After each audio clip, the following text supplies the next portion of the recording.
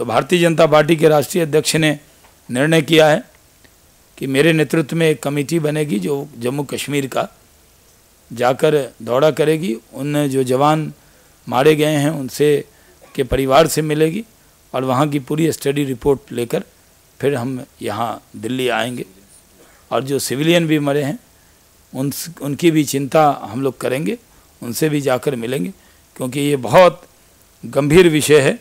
जिस तरह से फिर से आतंकवाद जम्मू कश्मीर के अंदर बढ़ा है, इसको लेकर भारतीय जनता पार्टी बहुत चिंतित है। आप जानते हैं कांग्रेस जो भी काम करती है उसमें पर्दे, जब भी कोई ऐलान होता है तो सबसे पहले इंतज़ाम करती है इसमें कुछ इंतजाम हो सकता है कि नहीं। अब वो इंतजाम में लगी रहती है, ऐलान पहले और कमीशन का इंतज़ाम बाद में। वो पूरी तरह से अब जेट इत्तेहाद जो डील हुई है उसमें भी दाल में कुछ काला है।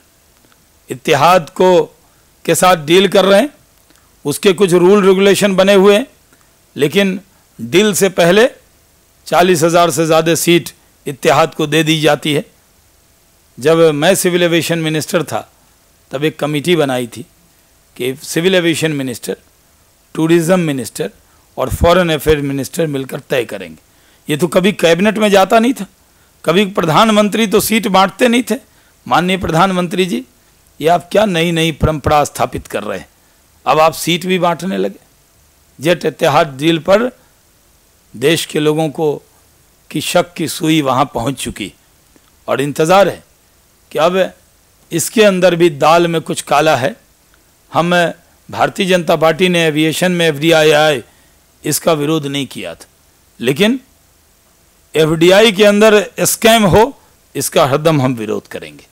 भारतीय जनता पार्टी ने जिस तरह से ये जेट इत्तेहाद डील के अंदर जिस तरह शक की सुई आ रही है, जिस तरह सिविल एविएशन मिनिस्टर PMO की तरफ और कैबिनेट की तरफ इशारा कर रहे हैं, प्रधानमंत्री जी को देश के सामने ये स्थिति स्पष्ट करनी चाहिए।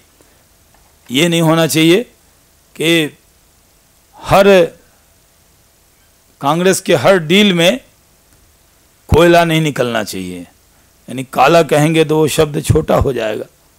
इसलिए उनकी हर डील के अंदर कोयला निकलता है। और जिस तरह से प्रधानमंत्री जी कोयले खदान में तो आपके अधिकारियों से पूछताछ हो ही रही, अब क्या जेट इत्तेहाद डील में भी आपको अपनी स्थिति देश के सामने स्पष्ट करनी चाहिए। बहुत बहुत धन्यवाद।